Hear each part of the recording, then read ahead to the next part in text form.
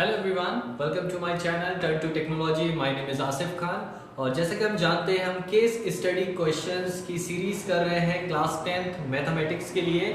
Last videos में हमने chapter number 1 के कुछ क्वेश्चंस केस स्टडी बेस्ड किए थे। आज हम चैप्टर नंबर 2 के कुछ क्वेश्चंस करेंगे केस स्टडी बेस्ड। ये आपके लिए बहुत ज़्यादा हेल्पफुल होने वाले हैं।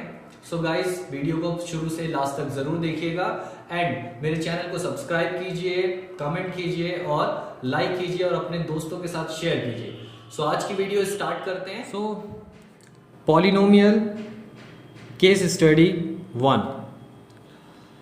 The pictures below are few natural example of parabolic shape which is represented by quadratic polynomial। so different type के आपको pictures given हैं एंड इन पिक्चर्स में आपको पैराबोलिक शेप्स गिवन है। The parabolic arch is an arch in the shape of parabola, parabola की shape में है।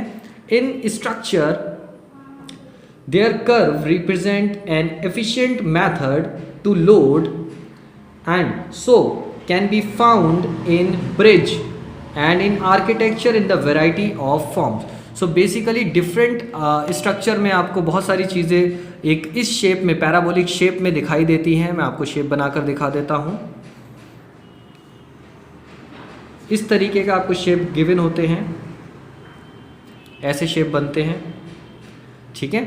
So these are the parabolic shape और इसे आप अपवर्ड डायरेक्शन में भी बना सकते हैं। These are the parabolic shape. So start करते हैं इनके questions. Question number 1. In the standard form of quadratic polynomial ax square plus bx plus c where a, b, c are, so quadratic polynomial equation में इस form में a, b, c क्या होने चाहिए ये आपको बताना है। So that is all the real numbers, क्या सारे numbers a, b, c real number होने चाहिए। ऑल द रैशनल नंबर, क्या सारे numbers a, b, c rational होना चाहिए। A is non-zero real number and B and C any real number and C all the integers, D all the integers. So basically quadratic polynomial exists only when x square is active। अगर x square equation में होता है तभी हम उस equation को quadratic polynomial कहेंगे। So basically x square active कब रहेगा, जब a की वैल्यू कोई भी नॉन ज़ीरो नंबर होगा। अगर a ज़ीरो हो जाता है तो ये पूरी टर्म ax स्क्वायर ज़ीरो हो जाएगी। So this will show the linear polynomial. So basically a क्या होना चाहिए, नॉन ज़ीरो होना चाहिए। So a is a non zero real number and b and c are any real number. b और c कोई भी रियल नंबर हो सकते हैं। तो this is the answer. I hope it's clear to everyone. Question number 2. If the roots of quadratic polynomial are equal, so अगर quadratic polynomial के roots equal हैं तो कौन सी कंडीशन सेटिस्फाई होती है। जैसे आपने नेचर ऑफ रूट्स पढ़ा था, एनसीईआरटी में आपने पढ़ा होगा कि b square minus 4ac less than 0, b square minus 4ac greater than 0 and b square minus 4ac equal to 0। So basically ये कंडीशन थी टू इक्वल रूट्स के लिए। ये कंडीशन होती है real roots, different real roots के लिए, और ये होती है नो रियल रूट, ठीक है। तो इसका आंसर हो जाएगा डी वाला। मीन्स डी किसके बराबर है, बी स्क्वायर माइनस 4ac के इक्वल है, तो it will be equal to 0। I hope it's clear to everyone. Part 3. If alpha and 1 upon alpha are the zeros of the polynomial, इस polynomial के अगर alpha and 1 upon alpha zeros हैं, so हमें k की value find out करनी है, find the value of k। सो अगर आपको याद हो तो प्रोडक्ट ऑफ जीरोज क्या होता है, product of zeros,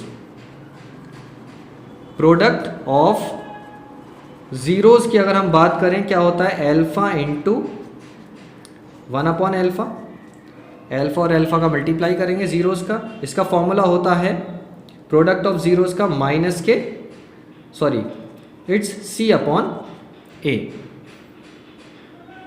some of zeros होता है माइनस के b अपॉन है and product of zeros c upon है। सो अगर आप इसको इसके इक्वल रखेंगे तो अल्फा से alpha cancel, so 1 is equal to C upon A. इसमें से हम c की वैल्यू निकालेंगे, ये आपका c है और a है आपका 2। सो पुट करेंगे c की जगह पर 8k और a की value that is 2।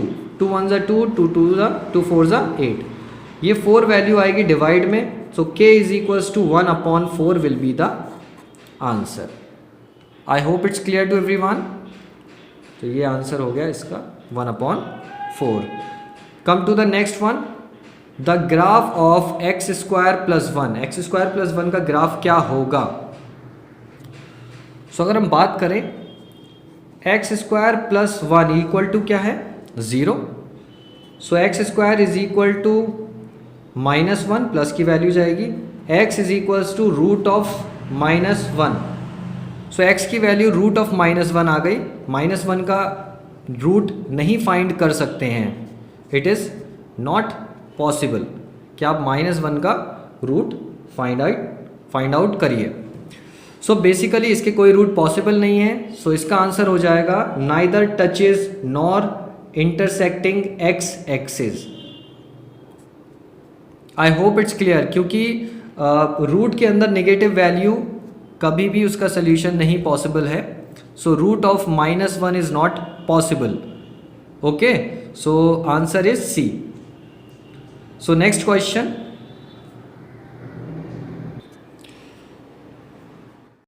now the next question, if the sum of roots is minus p and the product of root is minus के 1 upon p, the quadratic polynomial is, quadratic polynomial क्या होगा?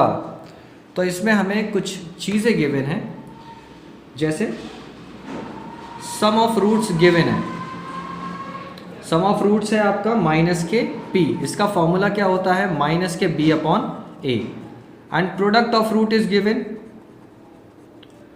Product of roots that is 1 upon -1 upon p is equals to, इसका formula होता है c upon a। I hope it's clear. अब अगर हम यहाँ देखें इसके डिनोमिनेटर में कुछ नहीं है तो 1, यहाँ पे a p के इक्वल आ रहा है, यहाँ पे a 1 के इक्वल आ रहा है, तो हम क्या करेंगे? p से इधर मल्टीप्लाई करेंगे, p से न्यूमिनेटर में मल्टीप्लाई करेंगे। सो इट विल बी माइनस के p और p square upon p, minus के b upon a। Value find out करते हैं। अगर आप कंपेयर करेंगे तो a की वैल्यू आ रही है p, b आ रहा है आपका p स्क्वायर एंड c आ रहा है आपका माइनस का 1। एक जनरल इक्वेशन होती है किसी भी क्वाड्रेटिक पॉलिनोमियल के लिए, ax square plus bx plus c is equal to 0। a is p x square plus p square x and minus का 1।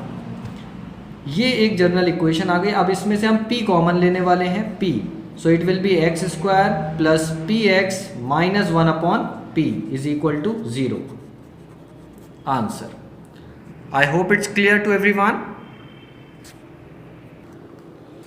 सो आंसर हो गया आपका दिस वन। ये k बाय मिस्टेक हुआ है, it will be p। I hope it's clear to everyone.